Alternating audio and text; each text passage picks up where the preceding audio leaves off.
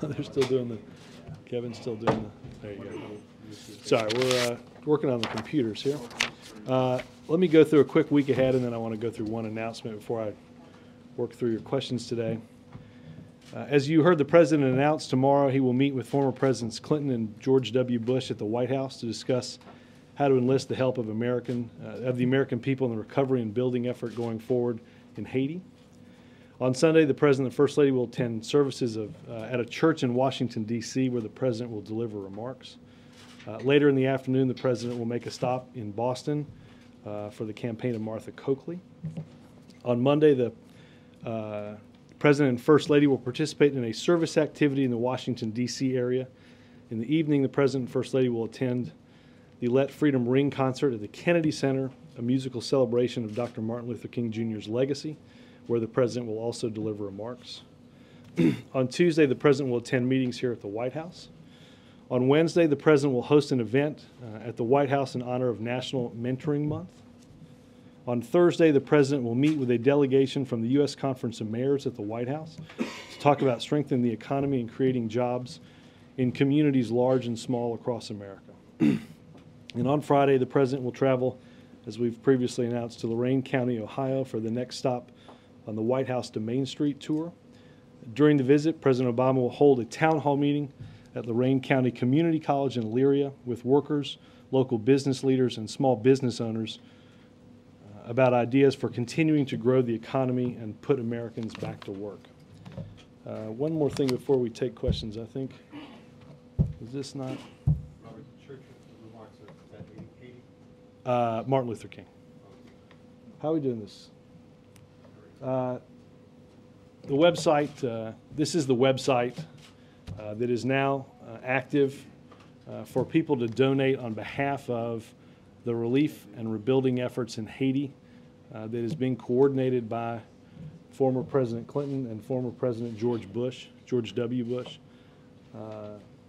That will be the centerpiece of the event that is had here at the White House tomorrow. As soon as we have details on the timing of that, we will ensure that you all have that to appropriately plan your weekends. Yes, ma'am.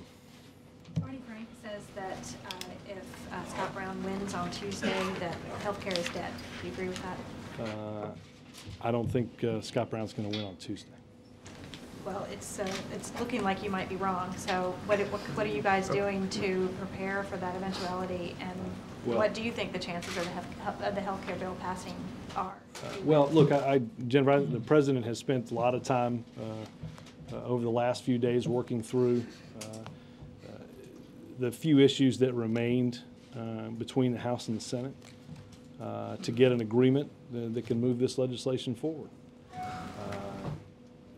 He was here until late last night, and they're back in the room today, right now, continuing to make progress. So that's what we're doing to get health care through.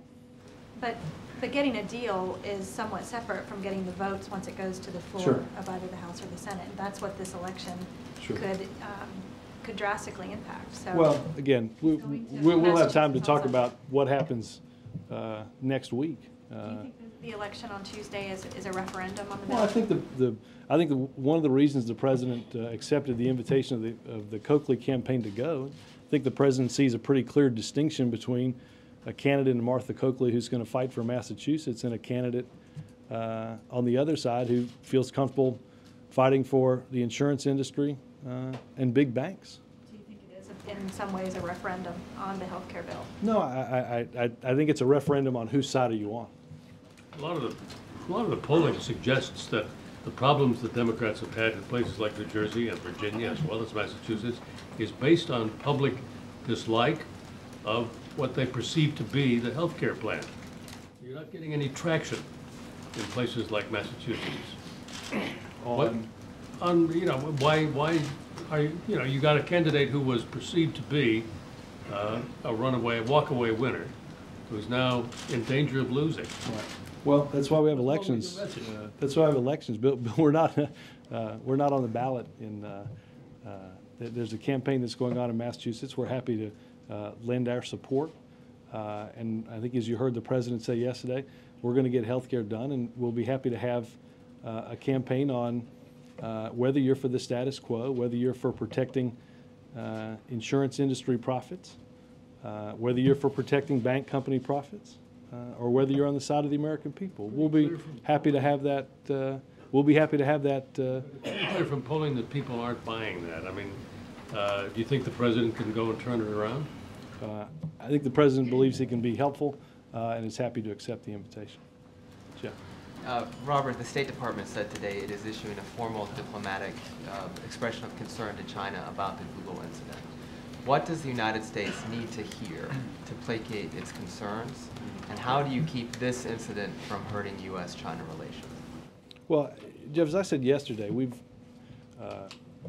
you heard the president in Shanghai address his belief in the universal value of a free internet. We don't carve out our values based on what country we're talking to.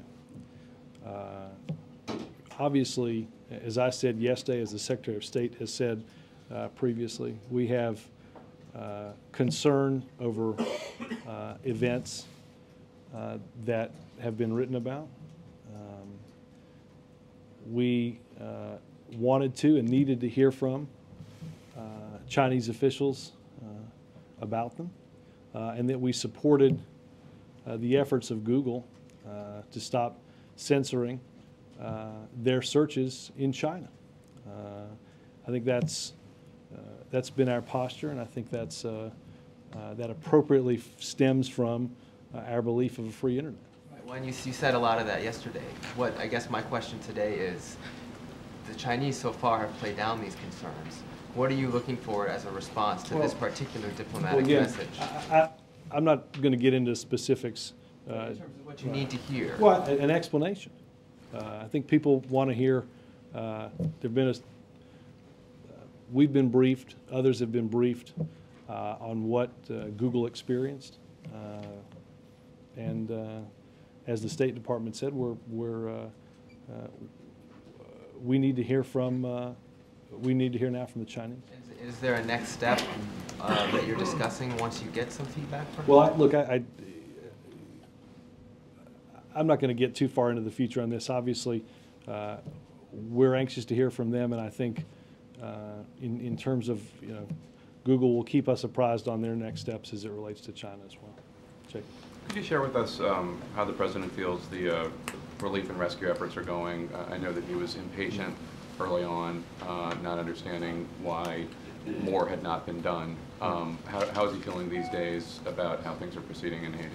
Well, Jake, I think as you heard the president say today, I think he is pleased with our efforts to moving resources to the airport, moving resources to Haiti. I think as you heard the president say, and I think this is, I think your reporters on the ground will certainly attest to this. There are going to be tremendous logistical challenges to moving throughout the country and certainly throughout the capital, simply because of the damage sustained in such a devastating earthquake. One of the things that the president had and Secretary Gates and Admiral Mullen discussed in the Situation Room a few nights ago was ensuring that we had that lift capability in helicopters. The USS Vincent has 19 of those helicopters now on site that when things are ready and capable, we now have much greater lift capability to move resources from staging areas either at the airport or other places. Maybe it comes overland from the Dominican into areas that need it the most. I think obviously we're in a very critical period, and I think you're going to see we're entering a very difficult situation in the logistical moving of those resources. And I think that's what the president has asked Southcom and others to help assist in that coordination. Some reporters on the ground are saying that there are Haitians there who resent the fact that U.S. efforts seem to be focused a great deal on rescuing Americans, where so many Haitians are suffering and need rescuing as well. I know that this is a difficult balance for the U.S. To arrive at, but how are the decisions made? I would just say this. I think the President's discussion with President Preval sums up the feeling of the Haitian people, and I'm sure this goes, quite frankly, for the entire international community. They've seen a tremendous outpouring of resources. There are going to be, as I said, a number of logistical challenges that we and many other countries are going to face in the next coming days in getting all of that distributed. We understand that, and they're working through the logistics of that as quickly as we can. I would point you to USAID in terms of, or DHS, in terms of some specificity on what you wanted to know in terms of the other thing. If I could just follow up on a question I asked yesterday. Now that the details of the deal with the labor unions have been made public, why is it fair for individuals who have so-called Cadillac plans that have been negotiated through collective bargaining agreements to be exempt until 2018 from the proposed excise tax, whereas those who might be in the exact same situation but are not part of labor unions, even if they want to be and their company resisted, or maybe they're in right-to-work states, well, why is it fair for one group to not have to pay the tax and others to I would say this. I've asked for a number to see what numbers they can run. We're talking about a exceedingly small number of people. I think that the premise of your question would impact. It's a big tax, though, 40%. I mean, well, it's a 40% tax right. on the insurance company for the excess of their policy over the threshold, right? So the new threshold is at $24,000, right? So. Well, it wasn't a big deal. The labor unions wouldn't have pushed so hard to be exempt from it until 2018. Well, I understand, but I'm just, it's not a 40% tax. It's a 40% tax above a threshold on an insurance company, not on an individual or a family. It's not an inconsiderable tax. Right. I would say that obviously there is, just like there is for the insurance fee, just as there are for fees on manufacturers and other businesses, there's a phase-in for this fee over a 5-year period of time, just as there is, again, on the administration did not believe it made any sense to treat business and industry and insurance companies different than they treat workers. Yeah. Just to follow up on that, Robert, in terms of labor unions, the final negotiations seem to be basically the president, Democratic leaders, labor unions in private rooms here at the White House negotiating. How does that square with the president's promise to put these negotiations in public? We discussed this, I think, discussed 2 before, weeks but ago. now we're actually seeing it play out. Yeah. And it's basically labor unions saying we want this, and there's no other stakeholders at the table. And, again, I'd refer you to the transcript a couple of weeks ago. Chuck? No. Go ahead. Why is the president having a hard time getting Democrats excited about his agenda? It appears to be now a pattern. Virginia, New Jersey, Massachusetts. This is the problem. This is the why you guys feel like you have to go. There's clearly some apathy or something going on with the Democratic base. Why do you guys think that is? Look, I think some of this has to do with individual races and individual circumstances. Obviously, off-year races, as you know, Chuck, and special elections are a far different breed than regularly scheduled elections on every other or in even-numbered years. There's a ton of enthusiasm against your agenda up there. There seems to be no enthusiasm for your agenda. Well, look, the president is looking forward to going. I think that there seems to be a lot of enthusiasm around a discussion that's being had up there right now about whether we're going to ask banks to pay the taxpayers back for the money that was loaned or not. I'm pretty sure there'll be some excitement around that. That's going to be one of the messages he's going to get out. I think that would certainly be one of the things the president speaks of. A Haiti question. Mm-hmm. Where is there some sort of planning stage about what to do with refugees, Haitian refugees that can't, or homeless Haitians that can't get back in their homes? Obviously, they've been destroyed. Is there a plan about where to house these folks temporarily if they can't be housed in Haiti? Is this something that the United States, the government has discussed? Is there planning going on? Well, look, obviously, we're still in a search and rescue operation. I do not know specifically from USAID in terms of temporary housing in Haiti. I can certainly see what they have on that. But look, obviously I think this is going to, as I said earlier, I think it's going to take quite some time to move resources right, and to Dominican move. Republic or Yeah. Other countries said, Well, hey, look, I know they've we moved, can take some folks right. Look, temporarily. I know they've moved. Certainly, they've moved medical cases to the Dominican Republic. We've got an additional ship on the way to deal with some of that stuff. I think all of this stuff is going to get sifted through as we get deeper into the week. The next week issue, probably. Well, probably in the next few days. I mean, obviously, in that shorter window of time, it's our real and genuine focus on search and rescue. Yes, sir. I didn't quite get your answer to Jake's question. Were you trying to suggest that union members did not get a special arrangement with the healthcare deal that occurred, that they don't get, that their plans don't have a special benefit by delaying tax until 2018? Well, only if you consider only if you think the insurance industry fee that phases in between 2011 and 2017.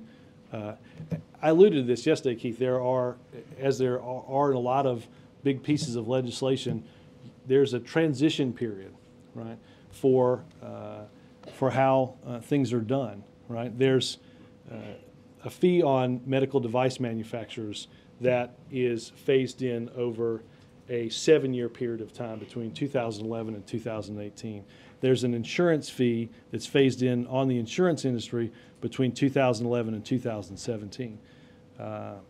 These plans, the tax also, there's a phase-in period of 5 years for this tax as well. So you're saying it's comparable to what these other groups I'm saying we're treating workers just as industry, business, and the insurance industry are being dealt with. Yes. Some workers, the ones that aren't in unions. Right. Again, we discussed the very slim number of people that would Aren't impact. all these essentially gifts by the president to special interest groups? I mean, didn't what we have in the White House was very typical negotiations with a special interest group, which is the unions? Keith, we have transition periods Right. for how different things are treated in the bill. All right, there's a transition period in dealing with the insurance industry and in dealing with a number of phases of aspects that have to be phased in as a part of this bill. So essentially now union officials got their pound of flesh too in the bill by acting as a special interest. If you have an answer to the question, the president promised not to let special interests, into the White House to influence legislation. Isn't that what happened here? No. The question is it fair that some are exempted and some are not, even if the number of those who are not exempted in those initial 5 years is a slim number? We believe the agreement is structured in a way that is fair, just as it is fair to other aspects of the bill that have to be phased in. On Haiti, President Obama said that in addition to short-term rescue and relief, he was committing the U.S. to long-term rebuilding. Yeah. Can you elaborate on what he means by that? Well, look, obviously, I think, as I said earlier, I think that's going. We'll get into that in the coming days and weeks. Obviously, as I mentioned yesterday, Mark, going back many administrations, we have had we've had a stake in the outcome of Haiti, not just in our administration, not just in the administration of George W. Bush or Bill Clinton or even his father, not Bill Clinton's father, but George W. Bush's father. For a long period of time, we've had a stake in that. And obviously, we'll continue to have a stake in that in dealing with the tremendous devastation. Following up on Chuck's question, does the White House support either Senator Lugar's proposal to let Haitians in the U.S. overstay their visas by 18 months, or an expansion to let more Haitians come into the U.S. for medical care? Are you talking about TPS, or are you talking about? TPS, that is. Yeah, I would direct you to the Department of Homeland Security. It may have some more information on TPS later today. And also, where do negotiations stand on abortion? I don't know if that's a topic that they're working on right now, but I know that, as I said earlier, I think at 1:30 they convened again to go through the differences in the bill. What about the insurance exchange proposal? I don't know if they've come to an agreement on that as well or not. I think they've been here late last night and again today, and as soon as we have stuff that's locked in on that, we'll let you know. We wouldn't have to ask if it were on C-SPAN. We'll even take a pool. Can we pool it? How about a pool? I think it's an awesome idea. There's a pool right under here, Major. That isn't an ooh, it's just under here, right? Go ahead. Robert, you told us when asked earlier this week the president was not going to go to Massachusetts. What changed? He got invited. That's it. That's all that changed. You don't think that her prospects, Martha Coakley's, are better now than they were 2 or 3 days ago, and there's more likelihood the president can be productive in this trip and not suffer any negative consequences if she doesn't lose? I think the president believes that it'll be a productive stop, whether it was announced on Tuesday or now. We have an invitation from the Coakley campaign, and we're going. Okay. And you never had one until today? Till today. How much has the president indicated to you and others to devote in his schedule next week to Haiti? Is this something that you are building in every day for the next week, the next couple of weeks? Give us a sense of how he's indicated his personal involvement will continue. Well, look, Major, he wants to continue to be updated on our efforts. Obviously, some portion of his daily intelligence briefing is dedicated to the situation in Haiti. He continues to receive written updates throughout the day. I don't believe they were in the Situation Room last night. I think he received another lengthy paper briefing on that. As we described the meeting in the Situation Room a few nights ago, that the president believes that our response to this is important for who we are as a country, for who we are as a good neighbor, and for the American citizens that are there, as well as Haitians that have had to live through such devastation. I talked to former President Clinton this morning, and he said the next 7 to 10 days could present some very tough things for Americans to watch, despite the most aggressive efforts by the United States and other nations. He said there could be looting, there could be people literally dying in public in the street, not because no one wants to help them, because you can't move things to them. He said the country should be prepared for some very difficult things to see. Does the president agree with that? And is there anything he's going to try to do to help the country understand that though the U.S. government is trying to help and others are? Well, Major, I think in some ways he alluded a little bit to this in his remarks today. Obviously, and I've discussed and he's discussed the physical challenges of the devastation and the challenge in taking resources that are arriving at a fairly steady rate at the airport and distributing them throughout the country, particularly in the capital. Obviously, it's taking, I know a lot of you all have sent folks down there, and it's taken a while to get down there. People have driven from the Dominican Republic, and it's taken, I saw somebody that said it had taken 10 hours to drive. Look, I think there is no doubt there are a tremendous number of these challenges that we will see more and more of as we get deeper into the weekend and certainly into next week. Obviously, I don't think any of the pictures have been easy to watch. I don't think any of them, Thank you very much. And I don't think they'll get easier to watch. Obviously, as we get farther away from the initial event, we'll have greater information on the toll in human lives. We will see the physical strains of having to try to move resources. I can assure you that the president has asked Secretary Gates and Admiral Mullen to do all that is in their power in moving those resources down and then ultimately in distributing those resources. Again, I think the lift capability that arrived from the USS Vincent and those 19 helicopters is a good start. We've got security at the airport and hopefully with some smoothness can continue to get resources in and then deal with how to get those resources distributed. I don't have any doubt, though, Major, that it is going to be a tough weekend in terms of what I think everyone will see, exceeded greatly by how tough it's going to be in Haiti this week. Back on health care, there are revenue implications to this arrangement made and announced yesterday. The unions say it's $60 billion. I know in our briefing yesterday the White House isn't committed to that figure. What I want to know is the president committed to recouping every dollar? And the fairness question doesn't just apply to those who are now exempted, but to where that revenue will come from. Why should those who are already, and I presume it will be the wealthy in America, who are already facing higher taxes, Medicare and otherwise, be asked to pay for that additional revenue implication of setting aside something that unionized workers will not have to face for an extra 5 years? I think that some of the revenue questions are obviously part of the discussions that are ongoing. I will say this, Major, the president has made a commitment and is a commitment that he'll keep to ensure that this legislation is fully paid for. Again, that's something that's a little different that's going on in Washington these days. This is a proposal that will be scored and it will be rendered a judgment as to the fact that the president will pay for every dime in this bill. Will the amount that is lost be compensated for in taxes, or would you add additional Medicare savings? Again, I think some of those discussions are ongoing. Mike. Robert, on health care, the last month, 6 weeks, you all have proceeded with no Republican support, no Republican negotiations as far as anyone could tell, a bunch of 60-40 votes. You're now, and it looked like you were on a glide path to passing it in the Senate with Democratic-only votes and support.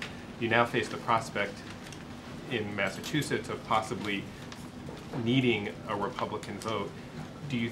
Is there some regret that there hasn't that sort of effort of bipartisanship? Do I regret that more Republicans haven't worked with the White House to get health care? That's a good question. I'd say yes. Okay. And is there any thought about how you guys restart those discussions with a handful of Republicans who you think might be able to be?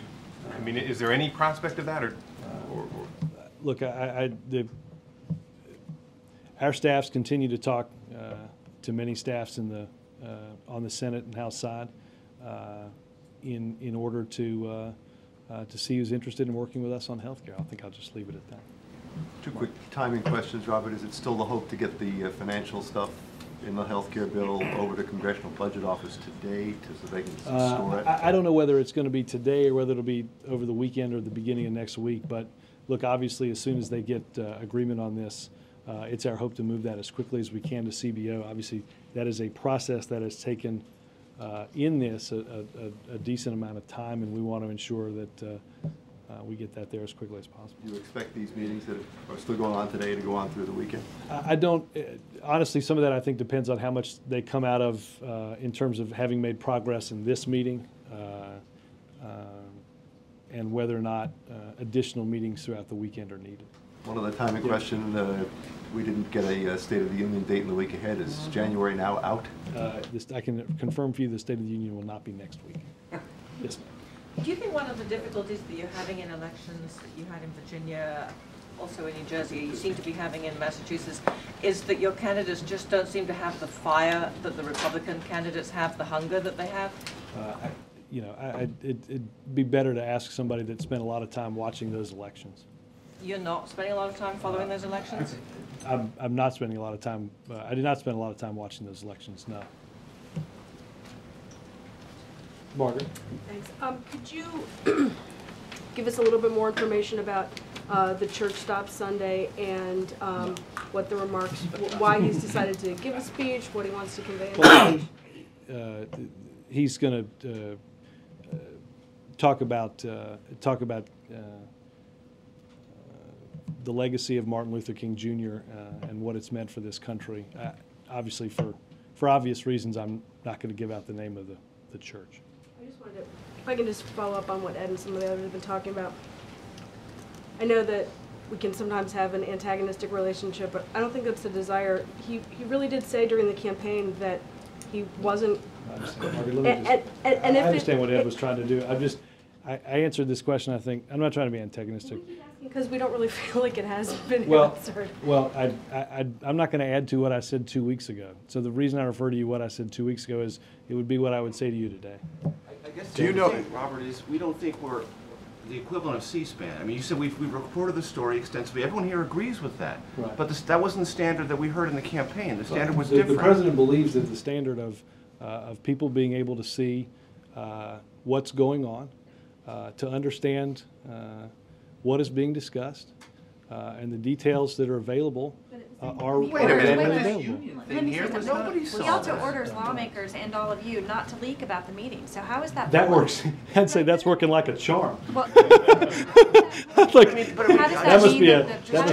that must be quite an admonishing talk. You guys had the story up before we. But just genuinely, Robert, there's been almost 20 hours of talks here at this building this week, and nobody's seen any of it. Not even a courtesy of, nobody's even come out to the stakeout. I mean, you guys haven't done, we get these little readouts from you guys, closer than ever before. I got an email from you last night wondering what if I had a readout. And never got a response. But No, you got a little readout, didn't you? Did you get a readout? I did get the readout. Okay, so you got a response. That's not a readout. Well, but hold on.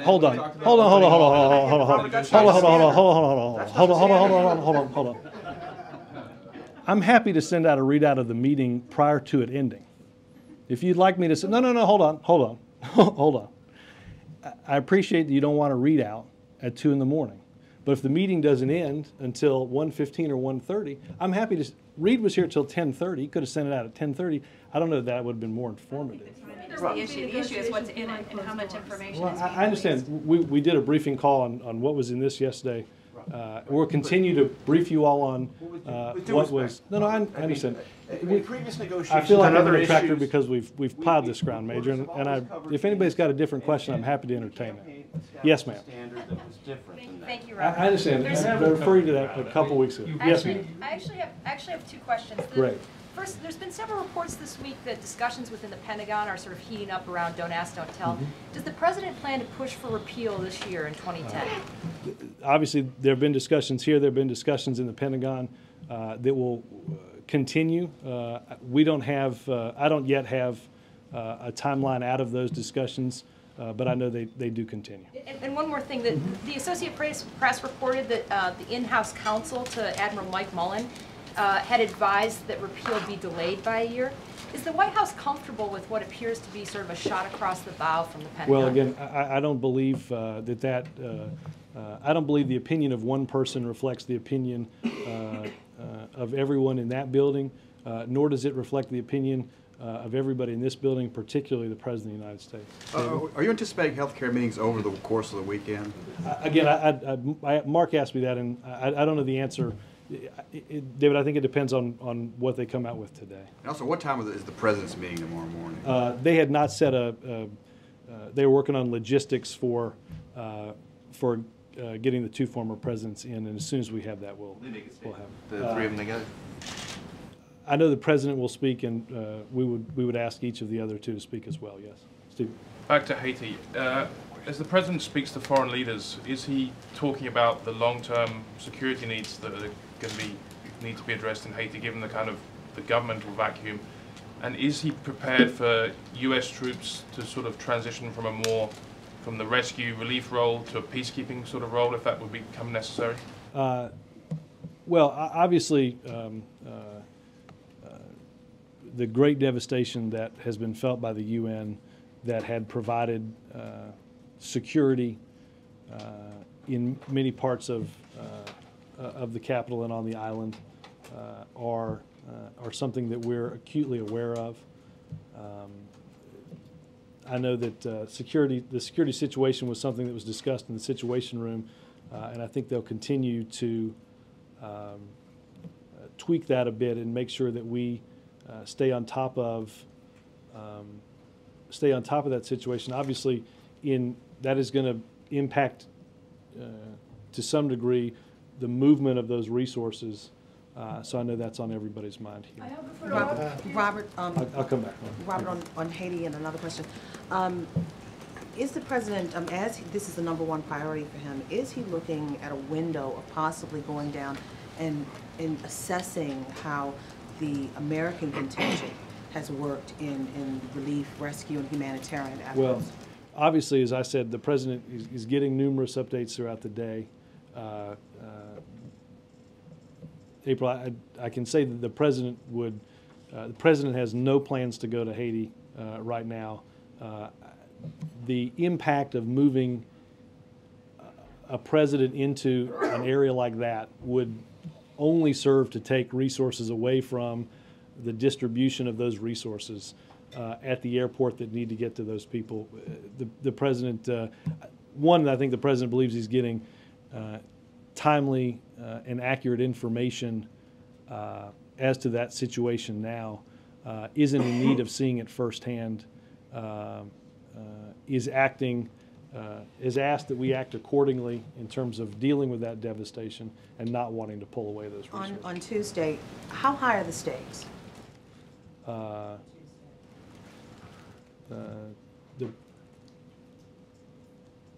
It's an important sentencing. That's why the president's going. But it's beyond an important sentencing. Kennedy family, Massachusetts, Ted Kennedy, that was his seat. I mean, how high is this for you? I mean, how big of a deal is this for you? Well, look, the president's going. I think that demonstrates its importance. Also, the State of the Union, you said not next week, but yeah. Is there a date? Have you picked a date? Has the date been negotiated? We haven't announced a date yet. But so there is a date then. You said you haven't announced it. No. I mean, Mike, I don't have any news on the State of the Union. Senator Lieberman was seen yesterday out on West Exec. Is he here in conjunction with the healthcare talks? I'm sorry. Senator Lieberman was here out on West Exec. Was he here in conjunction with the healthcare talks?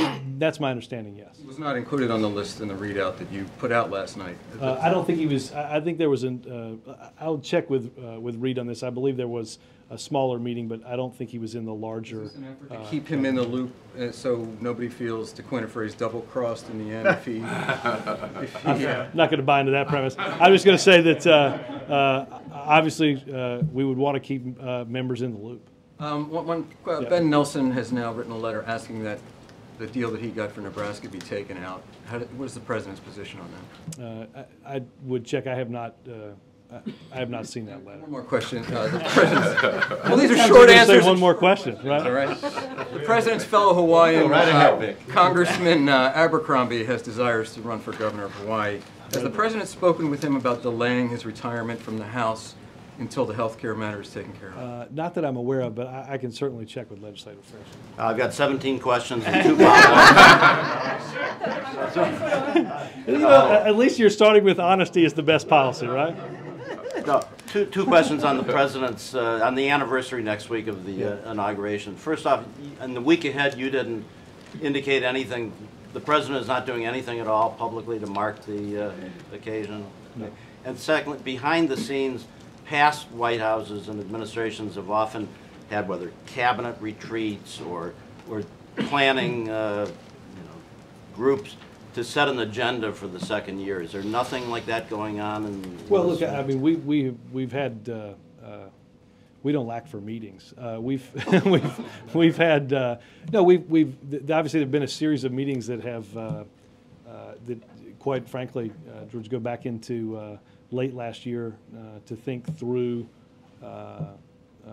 planning for the budget, planning for State of the Union, and planning for the rest of this year.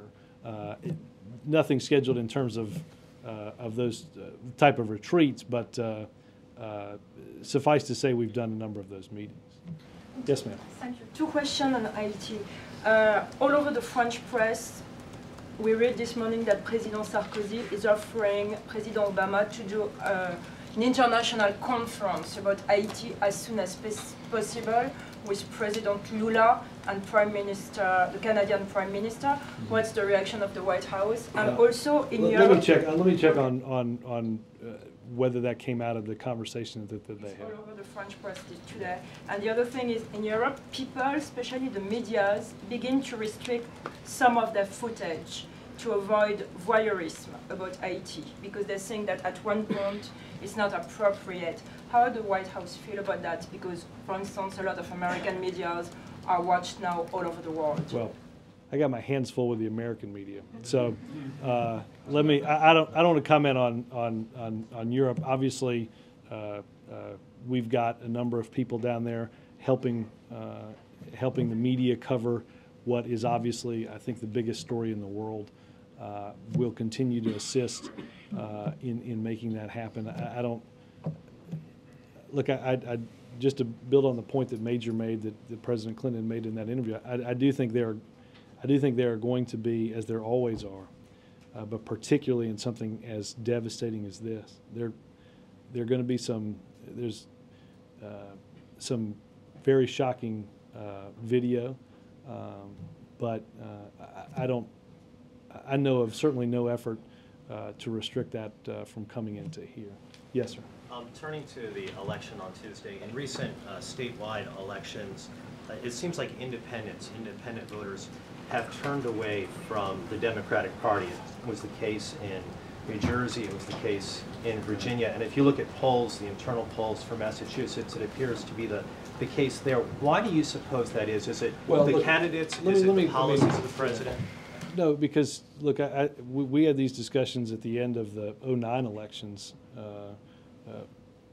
The Washington Post had done a poll that I forget the exact number. 75% of the people didn't register their vote in the gubernatorial race based on the President of the United States. I appreciate the easy transferability of one election to another and to draw huge bright lines out of. I draw that. Well, we can analyze Massachusetts after Massachusetts, but in terms of, I mean, whether it's a New Jersey governor's race or a Virginia governor's race, I don't, again, I said this before, I said this after, we don't draw great national trends out of statewide races that are generally decided on state issues. And then on health care, does it hurt, in your view, Robert, the president's brand, the brand of being a new politician, a transparent politician, not to broadcast these negotiations on C-SPAN? Does it hurt that he has turned his back on a very outward campaign pledge? No, because as you know, and as you guys write, we have instituted a policy where every person that comes into this White House. There was, I think it was the Associated Press, Ms. Lovin, who wanted to know of all the people that had come into the White House for health care related meetings. Why did you right? make the pledge in the first place? Let me finish the answer to this. That was a change in the way Washington worked. A change in the way Washington worked since the beginning of Washington. The president believes that, and leaders on Capitol Hill, I think, appropriately believe that. The process that we've seen has been extensively covered. You all have asked me about it for going on, gosh knows, many, many days. We've talked about the details of this, and I think we have seen a very transparent process. Pledge, though. Why did you make the pledge, though? Because we were going to do things differently, and we have, David. Going back to Haiti, although I'm still tempted to ask about C-SPAN. On the matter of security, there are already reports that people are fighting for food, some people are leaving the city, and all the expectations of the relief workers are that things will get more chaotic in the days ahead. Are there contingency plans being developed by the U.S. government, with or without other governments, to actually go in and provide security in Port-au-Prince and other parts of Haiti?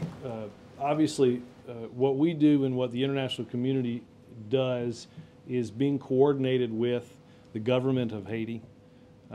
Obviously, security is a concern. It has been since this began, particularly based on the devastation that we saw at the UN that had provided great assistance in security before the earthquake. Look, this is a situation, obviously, that has changed quite a bit to what normally happens. I don't know if there are specific contingency plans as much as there are continuing evaluations as to what is needed on the ground and where. In those talks with the Haitian government, has it come up, the possibility of the U.S. and other countries providing troops or police officers to provide routine security, not just look, David, we've got the 82nd Airborne, part of it is there, other parts of it are on the way in order to help secure the airport and to secure the area around it. Look, we do understand that we are not going to be able to undertake the logistical to overtake the logistical hurdles of dealing with moving all these resources out without a sufficient security system. So I know that's something that is ongoing. Thank you, Robert. Robert, back to the bank fee. The president suggested that the banks would be well, at least he challenged them, instead of paying the bonuses, to pay the fees. I understand the statement yesterday. In case they don't, there's legislation now introduced on the Hill to put a 50% tax on the bonuses if the banks go through these bonuses. Is that a concept the administration is considering, could support? I'll check with the economic team on that bill. Look, because that could happen before you're able to get your legislation through Congress. Right. Well, but again, it's all on the legislative track. Look, I would say this about the bank fee. I mean, I think you continue to see this in the newspaper. If I read the Wall Street Journal correctly this morning, the bonus pool for the 38 top firms on Wall Street is $45 billion this year, in excess of what, well, actually $55 billion in excess of what it's likely going to take to recoup what is owed to the taxpayers after additional payments are made. I think the notion that somehow you see all these things, it's going to be passed on to consumers. Well, what are they doing that for their bonuses? Is that a good deal for their shareholders? That the people that use the company and own the company are being passed on the cost of excessive compensation? This notion that somehow lending won't happen because of this fee. It's the craziest argument I've ever heard. There was some lobbyist in the newspaper today made the argument that this fee accounted for 10 times that in lending. Well, if that's true, then bonuses, as I read the math correctly, would take out nearly $1.5 trillion in lending. Now, granted, I don't actually see a CEO making that argument. I mean, leaving aside all the rational economic arguments that if a bank had a series of profitable loans, it can borrow money from the Fed at virtually nothing to make those loans. You see a number of these straw man arguments made by lobbyists that when you look at, they just don't hold up at all. They're not based in any way, shape, or form on logic. The central question here is whether the bonuses are a fair target for a fee or tax, as well as the banks Look, themselves. I would say this. Those who receive the bonuses. I would say this one thing, Bill. This is all. It's all in the same group of money, right? There's across the board at a bank, whether that money, whether that money is used for bonuses, whether that money is used to recoup what the taxpayers lent, it's all that same group of money. And I think what you see people that want to defend big banks say just certainly doesn't make any sense. Have a good weekend, guys.